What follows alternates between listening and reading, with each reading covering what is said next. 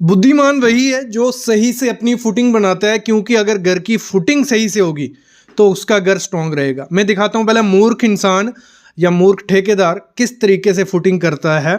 जो घर का तला होता है, फाउंडेशन जो बोलते हैं लोग, वो कैसे करता है। ऐसे सरिये प्रोवाइड किए होते हैं, मतलब एक जाली बांध दी 9 इंच बाय 9 इंच, उसमें जगह छोड़ दी ना, उसको एल दिया हुआ है, सब कुछ खराब है। मतलब इसमें सिर्फ नीचे तले में क्या जाएगा, फुटिंग में क्या जाएगा, कंक्रीट जाएगा, वो भी पता नहीं क्या ग्रेड होगा। तो आज मैं बताता हूँ जो बुद्धिमान इंसान होता है वो अपनी फुटिंग इस तरीके से डिज़ाइन करता है, इस तरीके से बनाता है, इस तरीके से सरिया बांधता है कि उसका घर मजबूत रहे, भले अर्थक्वेक आ जाए, कुछ भी आ जाए। ये दिखाता हूँ मैं आपको। ब्लॉक है वो प्रॉपर जो ड्राइंग में मेंशन किया होता है। मैंने जनरल नोट्स पे वीडियो लाई थी, उसमें मेंशन था कि हमारा 50 mm का कवर इसमें आएगा, कवर ब्लॉक, और कंक्रीट का कवर या पीवीसी का वो भी मेंशन होता है। तो फुटिंग में आपको 50 से 75 mm का कवर प्रोवाइड करवाना है। तो ये जो कवर ब्लॉक है इसे हम कवर ब्लॉक बोलते हैं। काफ़ी कमेंट्स थे कि सर कवर ब्लॉक किसे बोलते हैं, बताते नहीं हो। तो ये हमारा कवर ब्लॉक होता है, इसलिए होता है कि हमारा जो ये सरफेस है इसमें थोड़ा डिस्टेंस रहे, कंक्रीट जो हमारा स्टील है वो बचा रहे, उसमें कोई क्रोजन नहीं लगे, डिट्रॉइड नहीं हो, क्योंकि पानी अगर लगेगा तो वो डिट्रॉइड हो जाएगा। तो इसलिए हम कवर प्रोवाइड करते हैं कि हमारा जो स्टील है वो प्रॉपर पैक हो जाए पूरा कंक्रीट में। तो हमें कवर ब्लॉक प्रोवाइड करने हैं। और कवर ब्लॉक किस हिसाब से प्रोवाइड करने हैं, आप जैसे देख रहे हो 1 2 3 4 5 6, मतलब इस हिसाब से करने हैं। मतलब ऐसे होता है 1 स्क्वायर मीटर में आपको 5 कवर प्रोवाइड करने होते हैं। तो वो प्रॉपर वे से प्रोवाइड किए होने चाहिए कि कोई सरिया नीचे लगा नहीं होना चाहिए।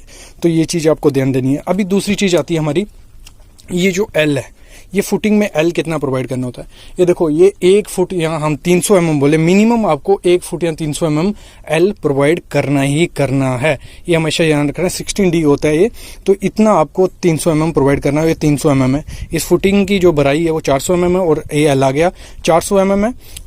50 कवर ऊपर से माइनस, 50 नीचे से कवर। ये चीज़ आपको ध्यान देनी है। और टेपिंग आपको कर देनी है, टेप मार देनी है। यहाँ देखना है कि प्रॉपर आपको 50 कवर ऊपर मिल रहा है कि नहीं मिल रहा है। ये भी एज ए सिविल इंजीनियर आपको चेक करना होता है। दूसरी चीज़, जब स्टील आप प्रोवाइड करवा रहे हो, आपको ध्यान देना है कि जो आपने मेंशन है, जो आपका वो वहाँ है TMT 500D और IS मार्क इधर देख रहे हो आप, ये होना ही होना चाहिए।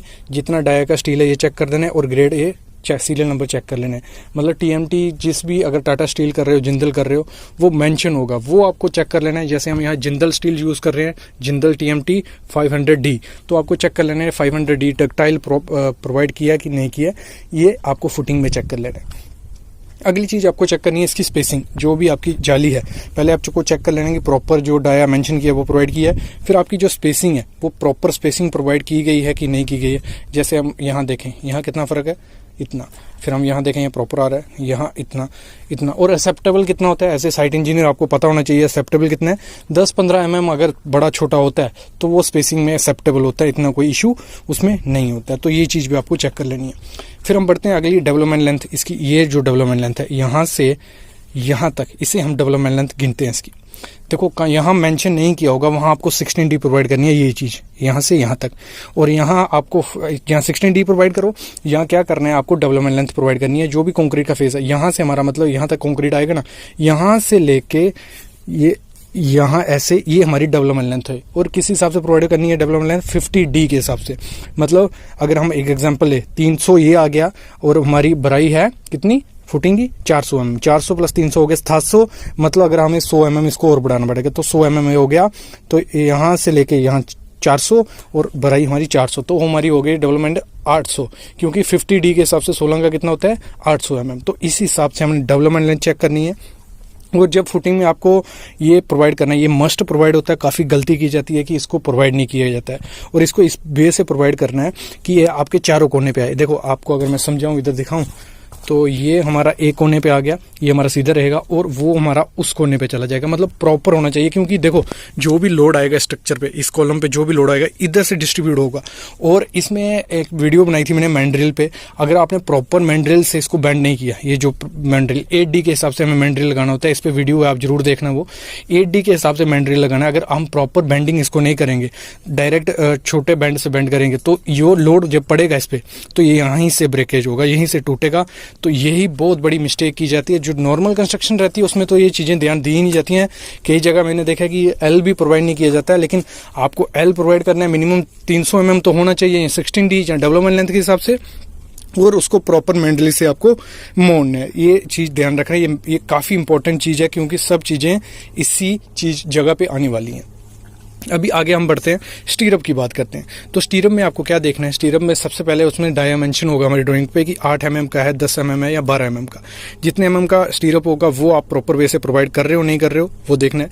फिर इसकी स्पेसिंग की बात करें, हमें स्पेसिंग उसमें मेंशन होगी 100 mm, 200, 150 जितनी भी होगी उसमें मेंशन होगा। जहाँ सपोर्ट होगी वहाँ हमारी स्पेसिंग कम होती है, बीच में हमारी स्पेसिंग ज़्यादा हो जाती है और ऊपर जाके फिर कम हो जाती है। मतलब जोन होते हैं, क्योंकि जो कॉलम का जोन होता है, लैपिंग जोन और फेलियर जोन, वो सबसे ज़्यादा क्या होता है, अगर हम इसे स्लैब माने, स्लैब से 1 मीटर तक कॉलम फेलियर के चांसेस काफ़ी ज़्यादा होते हैं। वहाँ आपको ना लैप देना है, ना आपको वहाँ ज़्यादा स्पेसिंग देनी है, वहाँ रिस्की जोन होता है। मतलब स्लैब से 1 मीटर तक आपको रिस्की जोन पकड़ के चलना है और लैपिंग आपको देनी है तो आप कॉलम के सेंटर में दे दो और स्पेसिंग भी वहाँ ज़्यादा रख सकते हो। तो ये चीज़ ध्यान देनी है। बाकी जब हम बात करें इसमें चेकिंग की, वो आती है हमारी हुक की। ये जो हुक है हमारी, ये हमें 10D के हिसाब से प्रोवाइड करनी होती है। 10D मतलब 8 mm का सरिया हम यूज़ कर रहे हैं, 10 × 8। तो ये आपकी जो लेंथ मिलनी चाहिए, ये 80 mm आपको लेंथ मिलनी चाहिए। और इसको जब प्रोवाइड करना है आपको कॉलम में, तो ये स्टैगर्ड होनी चाहिए। एक हुक आपको यहाँ दिख रही होगी, इसके ऊपर हुक नहीं दिखेगी, वो हुक कहाँ है, दूसरी तरफ।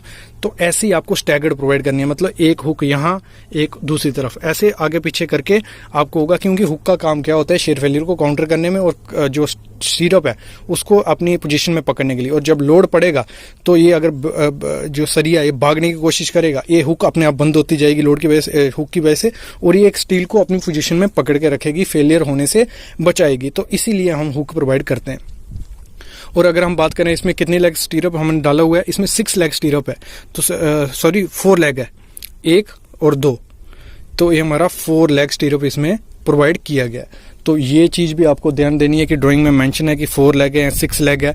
देखो हुक आपको अगर लेग गिननी हो, कैसे हम किसको 4 लेग या 6 लेग बोलते हैं, जितनी आपकी हुक होंगी उतने लेग वो स्टीरअप हो जाएगा। मतलब अगर आपके कॉलम में 6 हुक आ रही हैं, मतलब 1, 2, 3, 4, तो ये 4 लेग स्टीरअप हो गया। अगर ऐसे ही होगा, मतलब ये तो एक फंडा है आपको समझाने का, ये चीज़ आपको as a civil engineer check करनी होती है। और नेक्स्ट चीज़ आपको क्या देखनी है, जो ये बाइंडिंग वायर लगाई है इसमें ये प्रॉपर से टाई की गई है, क्योंकि इसमें 2-3 टाइप की वाइंडिंग वायर रहती है, जो भी आपको मेंशन है, और आपको वही वाइंडिंग वायर यूज़ करनी है और इसको प्रॉपर से टाई किया होगा। ये चीज़ आपको ध्यान देनी होती है।